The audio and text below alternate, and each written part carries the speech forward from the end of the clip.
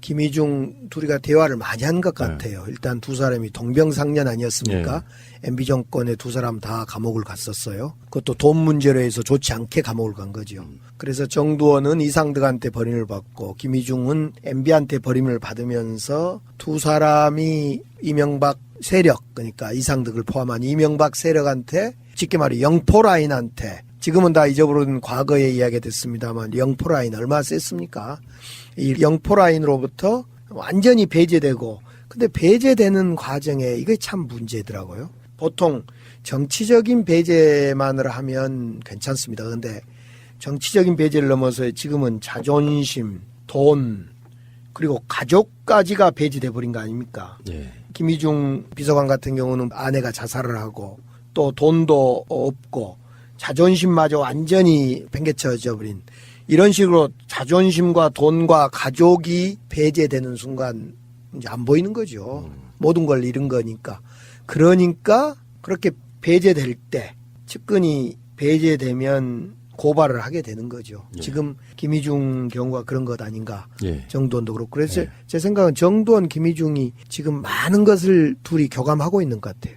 그 뭐 문자도 서로 주고받고. 문자도 주고받고. 그래서 정두원 의원이 바람을 잡으면 김희중 비서관이 또 진술을 약간 하고 이러면서 지금 두 사람이 많은 것을 교감하고 있는 것 같아요. 정두원 입을 통해서 정두원은 스피커가 되고 있고 김희중은 이제 내막을 알리는 사람이 되고 있는데 제가 보니까 김희중도 국정원 특활비는 받아서 MB에게 상납을 했고 그리고 저축은행 건으로 들어갔던 건데 아까 말씀드린 것처럼 길거리 지나가면서 계속 이명박 생각만 한다 그랬잖아요. 어매불망.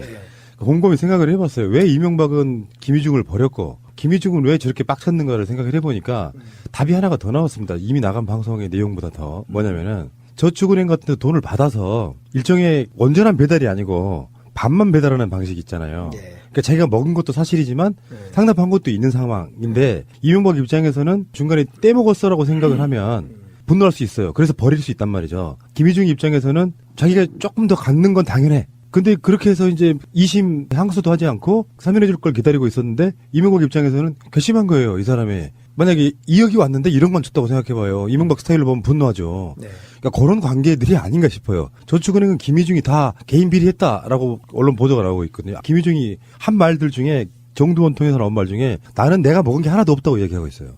그러니까 저축은행 건도 사실은 이명박한테 거의 대부분 갔을 가능성이 높죠. 서로 분노할 수밖에 없는 경우는 그 경우밖에 없어요. 그러니까 예를 들면 자기가 그냥 개인 비리로 자기 대통령 주군한테 피해를 끼쳤다면 자기가 분노할 일이 없잖아요. 내치더라도. 근데 이명박은 왜 자기 분신 같은 사람을 내쳤을까? 중간에 갈라먹었다. 전 그렇게 보는 거예요. 서로 입장에서는 그게 화나고 분노할 수 있는 지점인데. 어쨌건 지금 나오는 이야기 중에 이제 가장 좀 지저분한 거는 김윤옥 씨가 그 돈을 받아서 명품 사용하는 데 썼다. 미국 방문하면서 따로 챙겨갔다는 거 아니에요? 그것은 그 지금 발언은 매우 조심해야 됩니다. 지금 MB 측에서 고발하겠다는 거거든요. MB 이 배우자인 김윤옥 여사가 한때 그 대우조선해양 대우조선해양 사장 연임 노비 했다. 그래서 아멕스 수표로 전달되었다. 이것 했다가 제가 민형사 고소당했습니다. 그래서 다행히 무죄는 받았는데 조심해야 됩니다. 그 말은. 저는 근데 지금 김희중 비서관이 또 MB가 서로 분노해서 내부 고발까지 되는 것은 이제 이유는 좀 더 지켜봐야 되겠는데, 정두원, 김희중 두 사람이 내뱉는 지금 얘기가 심상치가 않아요. 예를 들면 특활비를 김윤옥 영부인이 명품 사는 데만 썼겠냐? 아니다. 민간인 사찰 입마금, 선거 과정에서 큰일이 있는데, 세 가지 큰일이 있는데 그 입마금으로 썼다, 이렇게까지 이야기를 하고 있고요. 또 그 이야기를 좀 더 진전시키면 예전에 그 민간인 사찰 장진수 사건 입마금으로 5천만 원 줬던 이 돈도 그 돈이라는 것이 이제 다시 확인될 거고, 또 하나는 정두원 의원이 뭐라고 하냐면 지금 박근혜 블랙리스트는 아무것도 아니다. 민간인 사찰은 이명박 정부에서 민간인 사찰 블랙리스트는 이보다 10배는 더 크다. 이렇게 예고를 하면서 사실상 MB 지금 수사가 블랙리스트, 민간인 사찰 문제하고 특활비가 그 뭔가로 쓰여졌던 이쪽 수사로 지금 가는 방향이거든요. 자, 그러면 아까 말씀하시다가 잠깐 살짝 피하시는 것 같은데 대우조선해양 남상태 이야기 좀 잠깐만 하겠습니다. 2010년 11월 2일 국회 대정부 질문에서 우리 강기정 의원님께서 대우조선해양의 남상태 사장이 연임을 위해서 이명박 대통령의 부인인 김윤옥 여사에게 직접 로비를 했고 이 과정에서 $1,000짜리 여행자 수표를 다발로 전달했다는 의혹을 폭로했습니다. 근데 그 정보는 어디서 들으신 거예요? 밝힐 수는 없고요. 제가 재판 과정에도 안 밝혔어요. 아, 그러셨구나. 두 사람으로부터 제보를 받았죠, 당시에. 그 두 사람 중에 한 사람은 어떤 사람이냐면 지금 죽고 없는 김재정, MB의 처남이죠. 예. 김재정과 김재정 부인이 지금 다스의 또 다른 소유주인 권모 씨 아닙니까? 권영미. 권영미. 그러니까 MB의 정확히 누구죠? MB의 처남댁. 부인. 예, 처남댁. 처남댁. MB의 처남댁인 권 씨를 통해서 김윤옥 여사한테 로비를 했다. 그 로비에 사용됐던 것이 아멕스 수표다. 저는 아멕스 수표가 뭔지를 몰랐어요. 이 여행자 수표라고 해서 고액권이군요. 고액권 그냥 사인도 할 필요 없는 수표 중에도 여행자들이 쉽게 쓰는 수표라 그러네요. 그래서 제가 직접 은행에 가서 여행자 수표도 그 당시에 끊어보고 그랬어요. 그 수표 제가 가지고 있는데 그거 현금입니다. 이제 보니까. 그래서 고액권인 그 아멕스 수표로 로비가 했다. 이걸 제보를 두 군데에서 받고 제가 나름대로 조사를 해서 타당성이 있어서 이걸 대정부 질의를 하게 된 거죠. 대우조선해양이라고 하는 회사가 망해가는 과정에서 남상태라고 하는 사람이 자기의 그 자리 보존을 위해서 네. 현직 영부인에게 로비했다는 거 아니에요? 그러니까 $1,000짜리라고 표현해서 얼마 안 되나 보다 하지만 이게 다발이면 어마어마한 돈일 거고. 네. 지금 김윤옥 씨가 국정원의 특활비를 받아서 명품으로 썼다는 것과 이것과 상당히 맥락이 좀 닿아요. 그런 돈을 안 받는 사람들이 아니고 네. 지금 우리가 머릿속에 지금 국정원 특활비와 대우조선해양만 생각하기 때문에 그렇겠지만 나라라고 하는 공간에서 얼마나 많은 사람들이 로비가 있을 거예요. 근데 웬만한 건 다 받아 드셨을 가능성이 저는 굉장히 높다고 보는 거거든요. 저는 이제 당시에 2010년에 이 제보를 받았을 때는 이 MB의 통로가 MB의 처남댁인 권모 씨로부터 통로가 됐다는 것, 그런 구체적인 증언이 있어서 아주 구체적인 증언을 받고 대정부 질의에 이걸 대정부 질의를 하지요. 그리고 그 결과 저에게는 재판과 이어지는 청목회 비리 의원으로 다시 저에겐 탄압이 시작되죠. 요즘 블랙리스트 아니에요, 그것도? 사실은 블랙리스트죠. 예. 지금 의원님이 이명박 전문가로서 국회 대정부 질문에서 나왔던 이야기 때문에 정말 곤욕을 치르신 거 아니에요? 근데 나중에 2016년쯤 와서는 그게 다 사실로 또 밝혀지잖아요. 그렇죠. 대우조선 해양 문제는 그때 제가 2010년부터 밝히기 시작해서 지금까지 2016년까지 완전히 역대 대우조선 해양 사장 3명이 다 구속됩니다. 최근 1년 반 사이에요. 3명이 다 구속되고, 그러니까 그때 당시 제가 문제 삼았던 남상태 사장을 비롯해서 그 후임 사장들이 전부 구속이 되고, 뿐만 아니라 제가 당시에 국회에서 밝혔던, 국감에서 밝혔던, 국정감사나 국회에서 밝혔던 모든 사실이 다 그 뒤로 확인됐고 관련자들이 전부 구속되거나 사실 확인돼 처벌받습니다. 예를 들면 이런 대목이 나와요. 제가 권재진 당시에 법무부 장관한테 그런 질의를 하고 그것이 국회 속기록에 남아있는 얘기인데요. 제가 2012년 말 언제 국회 예결위 제가 간사일 때 예결위장에서 이렇게 권재진 장관한테 묻습니다. 장관님, 남상태 대우조선해양 사장의 부인의 통장에 알 수 없는 사람이 알 수 없는 돈 2억 4천 그리고 1억 몇천 해서 도합 지금 정확한 수치는 기억 안 나지 않는데 도합 4억에서 5억 되는 돈이 입금이 됐는데 그 돈에 수사를 했습니까? 그러니까 내사를 했습니다. 그러면 그 돈이 뭡니까? 그랬더니 잘못 들어간 돈이라고 해서 반환 조치하고 끝냈습니다. 내사 종결했습니다. 나도 그런 데 한번 들어왔으면 좋겠네. 그래서 제가 이건 지금 국회 예결위장에서 법무부 장관과 제가 대화한 내용, 속기록에 있는 내용입니다. 아니 장관이 이거 이해가 됩니까? 2번에 걸쳐서 4억에서 5억가량 되는 돈이 대우조선해양 부인의 통장으로 들어왔는데 왜 들어온지도 모르고 수사해보니까 잘못된 돈이라고 돌려줬다. 이거 말이 돼. 삼척동자가 웃을 일 아닙니까? 그랬더니 아무튼 저희들이 수사해서 확인해보니 잘못된 돈이라고 해서 돌려줬고 수사를 마쳤습니다. 그런데 수사 과정에서는 이런 모든 사는데 사용한 11억 2천만 원 가운데 현금 6억 원은 이상은 다스 회장이 자택 부파기장에서 꺼내서 빌려준 돈으로 이렇게 조사가 됐어요. 변명이었겠죠. 이 중에 이 돈 6억 원은 자기 큰아버지가 준 거다 이렇게 이야기가 됐지만 사실은 그때 정확한 출처는 밝혀지지 않은 상태로 끝난 사건이거든요. 네, 예. 지금에 와서 그걸 되돌려 보니까 여러 가지 뭐 근거들이 있겠죠. 이제 주장하시는 분들이야. 그 돈이 출처 없이 둘러댔던 그 돈이 은행에 인출 기록도 없고 아무것도 없으니 자기 가장 가까운 친척의 장롱에서 나왔다 이렇게 말한 건 사실 믿을 수가 없는 상황이잖아요. 네, 예. 그때 정황으로 보면 국정원의 특활비였을 가능성이 100%다 이거예요. 그렇습니다. 당시에 내곡동 땅 자금 출처가 최대 현안이었는데 밝혀지지 않았는데요. 그것이 특활비일 가능성도 있고 또 다른 비자금일 수도 있고 그랬는데 아무튼 밝혀지지 않고 넘어갔던 거죠. 이 6억 원 정도가 만약에 내곡동 땅의 자금 중에 일부로 밝혀지면 국정원 특활비가 이제 어디까지 왔냐면은 대통령 영부인의 명품을 사는 데도 쓰이고 쌈짓돈 뭐 이런 개념 있잖아요. 용돈 쓰시라고 뭐 몇천만 원 정도는 기본으로 몇 억 정도는 전달해주고 이명박의 아들인 이시영한테도 쓰이는 거고 이명박 자체는 국정원 특활비로 사실 가장 파렴치한 비리를 한 거 아니에요. 심지어 당시 국정원 기조실장이 이명박을 독대해가지고 이렇게 쓰시면 안 된다고까지 진언했다고 하니까 이거는 어마어마한 역대급 비리, 박근혜보다 더 심각한 비리 아닙니까? 그렇죠. 지금 박근혜 대통령이 비리도 지금 여러 가지가 아직도 수사가 진행되고 있지만 이명박 비리는 지금 앞서 정도원 또 여러분들이 주진우 기자 여러분들이 김희중 비서관 등등이 막 발언한 거 보면 민간인 사찰 특활비에 민간인 사찰 용도로 쓰인 것 등등으로 내곡동 사저에 쓰일 수 있다는 의혹 등등이 막 터져나오고 있는데요. 이 정도 되면 정도원 씨가 이야기하듯이 박근혜보다 10배 이상의 블랙리스트를 작성했다라는 이야기와 더불어 큰 폭발력을 가지고 있는 것 같아요. 예. 당시에 제 기억에 내곡동 사저 땅 구입 문제가 하나는 이제 그 돈이 어디서 났을까라는 것이 하나가 저희들이 그 풀리지 않는 의혹이었고요. 또 하나는 당시에 시가보다 훨씬 비싸게 땅을 샀어요. 그러니까 이시영이는 실제보다 싸게 사고 예. 그리고 경호처 내곡동이 가게 되면 이제 경호 그렇습니다. 훨씬 경호처는 비싸게 국가 샀죠. 돈으로 하니까 네. 비싸게 사고 이시영은 싸게 사서 이걸 n분의 1로 하면 자기 돈은 적게 들어가고 맞습니다. 국가 돈은 많이 들어가는. 네. 정말 꼼꼼하죠. 이 대단한 그 뭡니까 자산 불리는 걸 뭐라 그러죠? 재테크에 엄청 재테크에 강한 거. 아주 뛰어난. 의원님이 그런 재테크를 배우셨어야 돼요.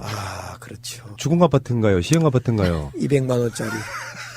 아버지가 물려주신 재산, 유산. 그래서 사실은 흑수저인 우리 의원님이 국회의가 생각해보세요. 이제 이명박은 거대한 권리약 같은 거예요. 국회에 가가지고 죄송해요. 이런 표현 저는 이렇게 계속 쓰고 싶습니다. 우리 촌놈 강기정 의원님께서 그 국회의사당에서 그거를 막 발표 폭로를 하니까 범국가적으로 벌떼처럼 달려들어가지고 사실 탄압한 거 아니에요. 그때는 종편까지 있어가지고요. 제가 완전히 이상한 사람 돼버렸죠, 그때. 그러니까 일반 민초에 가까운 우리 국회의원이라도 의원님이 그러고 있을 때 정말 사악한 이 권리앗은 그걸 갖고 막 갖고 놀았던 거예요. 나중에 몇 년 지나고 나면 사실은 그 말이 맞아. 네. 야, 정말 나는 이명박이라는 사람을 보면요. 본인도 떨리겠죠. 내가 만약에 이명박이고 혹시 마차님 정도가 이제 김희중이라고 하면 그렇게 어려움을 겪고 있으면요. 아무리 어떤 서로 간에 어떤 관계가 있던 간에 도와주는데 면담을 수차례 만나달라고 했다는데 뚝 잘라서 거절했다는 거예요. 내가 보기엔 그거 횡령한 건 맞아요. 반띵해버린 거야, 김희중도. 그래서 이명박은 분노하고 있는 거고. 제가 기억나는 것이 지난번 한번 우리 이 자리에서 말씀을 드렸는가 모르는데 제가 원주교도소 이제 감옥을 한 7군데 살다가 돌아다니다 보니까 인연이 돼서 원주교도에 살고 있는데 그때 누구를 만나냐면 김태촌을 만납니다. 우리 서방파 보수 김태촌. 김태촌을 만나서 이렇게 대화를 이렇게 많이 했죠. 그때 당시에.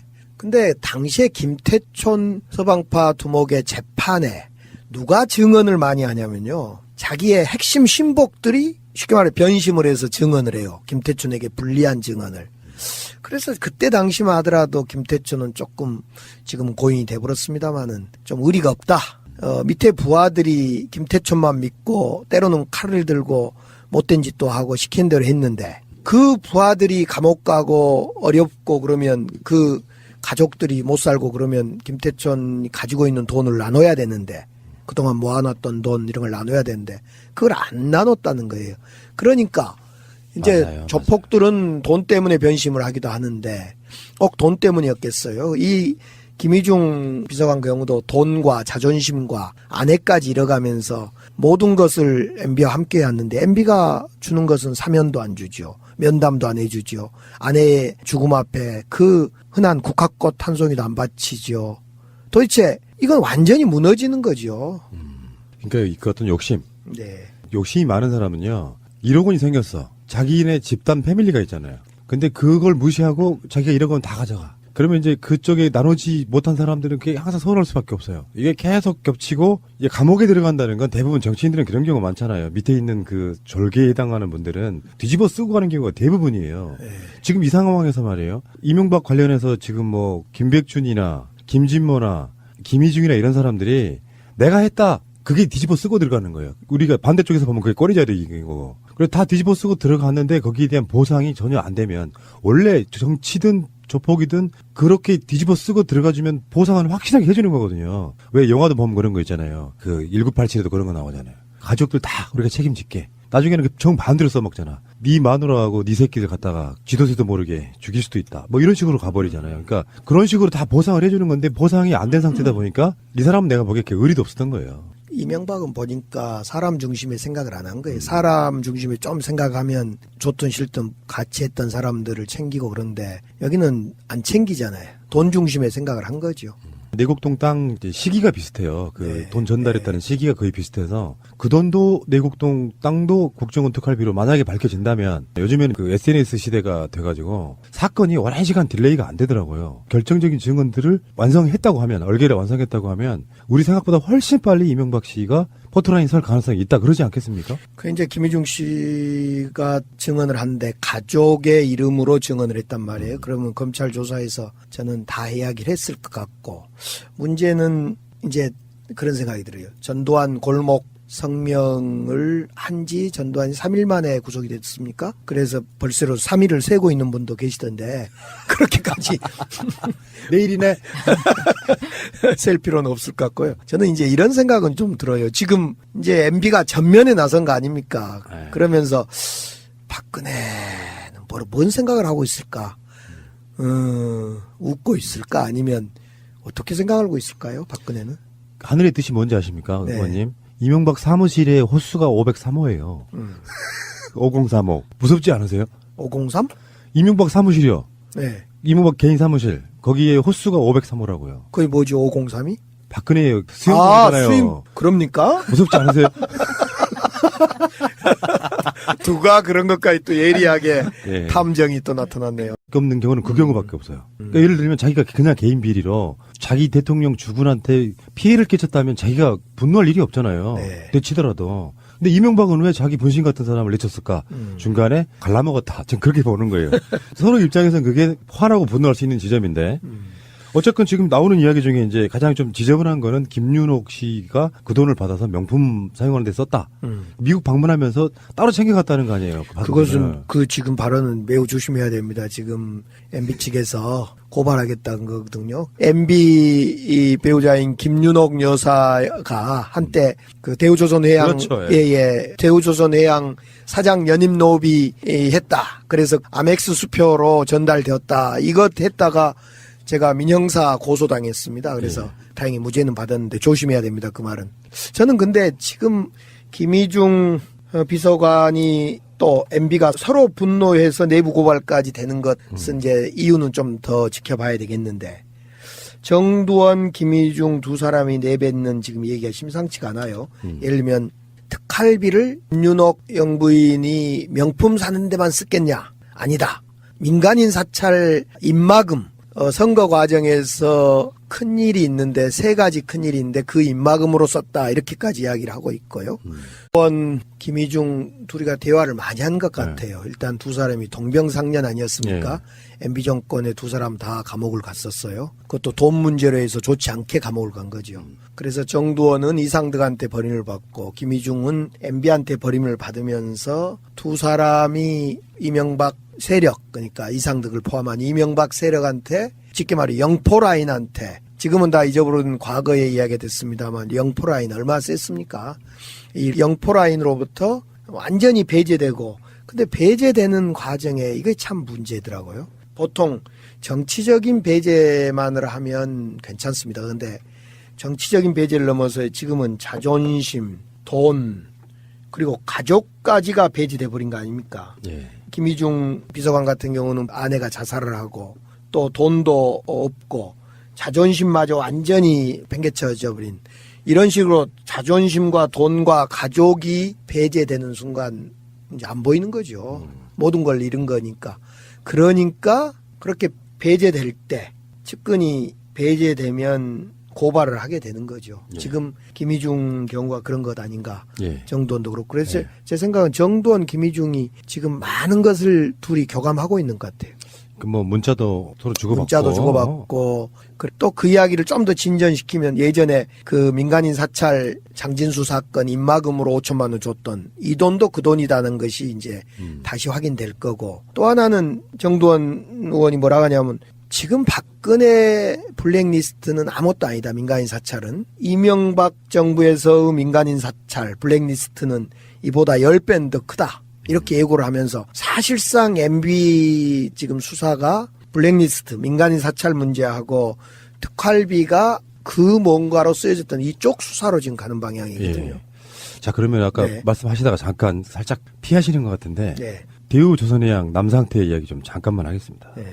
2010년 11월 2일 국회 대정부 질문에서 우리 강기정 의원님께서 대우 조선해양의 남상태 사장이 연임을 위해서 이명박 대통령의 부인인 김윤옥 여사에게 직접 로비를 했고 이 과정에서 $1,000짜리 여행자 수표를 다발로 전달했다는 의혹을 폭로했습니다. 근데 그 정보는 어디서 들으신 거예요?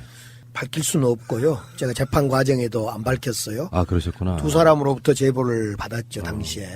그 두 사람 중에 한 사람은 어떤 사람이냐면 지금 죽고 없는 김재정, MB의 처남이죠. 예. 김재정과 김재정 부인이 지금 다스의 또 다른 소유주인 권모 씨 아닙니까? 권영미. 권영미. 그러니까 MB의 정확히 누구죠? MB의 처남댁. 부인. 예, 처남댁. 처남댁. MB의 처남댁인 권 씨를 통해서 김윤옥 여사한테 로비를 했다. 그 로비에 사용됐던 것이 아멕스 수표다. 저는 아멕스 수표가 뭔지를 몰랐어요. 이 여행자 수표라고 해서 아, 고액권이군요. 고액권 그냥 사인도 할 필요 없는 수표 중에도 여행자들이 쉽게 쓰는 수표라 그러네요. 그래서 제가 직접 은행에 가서 여행자 수표도 그 당시에 끊어보고 그랬어요. 그 수표 제가 가지고 있는데 그거 현금입니다. 이제 예. 보니까. 그래서 고액권인 그 아멕스 수표로 로비가 했다. 이걸 제보를 두 군데에서 받고 제가 나름대로 조사를 해서 타당성이 있어서 이걸 대정부 질의를 하게 된 거죠. 대우 조선해양이라고 하는 회사가 망해가는 과정에서 남상태라고 하는 사람이 자기의 그 자리 보존을 위해서 네. 현직 영부인에게 로비했다는 거 아니에요? 그러니까 $1,000짜리라고 표현해서 얼마 안 되나 보다 하지만 이게 다발이면 어마어마한 돈일 거고. 네. 지금 김윤옥 씨가 국정원의 특활비를 받아서 명품으로 썼다는 것과 이것과 상당히 맥락이 좀 닿아요. 그런 돈을 안 받는 사람들이 아니고 네. 지금 우리가 머릿속에 지금 국정원 특활비와 대우조선해양만 생각하기 때문에 그렇겠지만 나라라고 하는 공간에서 얼마나 많은 사람들이 로비가 있을 거예요. 근데 웬만한 건 다 받아 드셨을 가능성이 저는 굉장히 높다고 보는 거거든요. 저는 일단 당시에 2010년에 이 제보를 받았을 때는 이 MB에 그래서 정두원 의원이 바람을 잡으면 김희중 비서관이 또 진술을 약간 하고 예. 이러면서 지금 두 사람이 많은 것을 교감하고 있는 것 같아요. 정두원 입을 통해서 정두원은 스피커가 되고 있고 네. 김희중은 이제 내막을 알리는 사람이 되고 있는데 네. 제가 보니까 김희중도 국정원 특활비는 받아서 MB에게 상납을 했고 네. 그리고 저축은행 건으로 들어갔던 건데 아까 말씀드린 것처럼 길거리 지나가면서 계속 이명박 생각만 한다 그랬잖아요. 어매불망. 네. 곰곰이 생각을 해봤어요. 왜 이명박은 김희중을 버렸고 김희중은 왜 저렇게 빡쳤는가를 생각을 해보니까 답이 하나가 더 나왔습니다. 이미 나간 방송의 내용보다 더 뭐냐면은 저축은행 같은 데 돈을 받아서 일종의 온전한 배달이 아니고 반만 배달하는 방식이 있잖아요. 네. 그러니까 자기가 먹은 것도 사실이지만 상납한 것도 있는 상황인데 이명박 입장에서는 중간에 떼먹었어라고 생각을 하면 분노할 수 있어요. 그래서 버릴 수 있단 말이죠. 김희중 입장에서는 자기가 조금 더 갖는 건 당연해. 근데 그렇게 해서 이제 2심 항소도 하지 않고 사면해줄 걸 기다리고 있었는데 이명박 입장에서는 괘씸한 거예요. 이 사람이. 만약에 2억이 왔는데 1억만 줬다고 생각해봐요. 이명박 스타일로 보면 분노하죠. 네. 그러니까 그런 관계들이 아닌가 싶어요. 저축은행은 김희중이 다 개인 비리했다라고 언론 보도가 나오고 있거든요. 김희중이 한 말들 중에 정두원 통해서 나온 말 중에 나는 내가 먹은 게 하나도 없다고 얘기하고 있어요. 그러니까 저축은행 건도 사실은 이명박한테 거의 대부분 갔을 가능성이 높죠. 서로 분노할 수밖에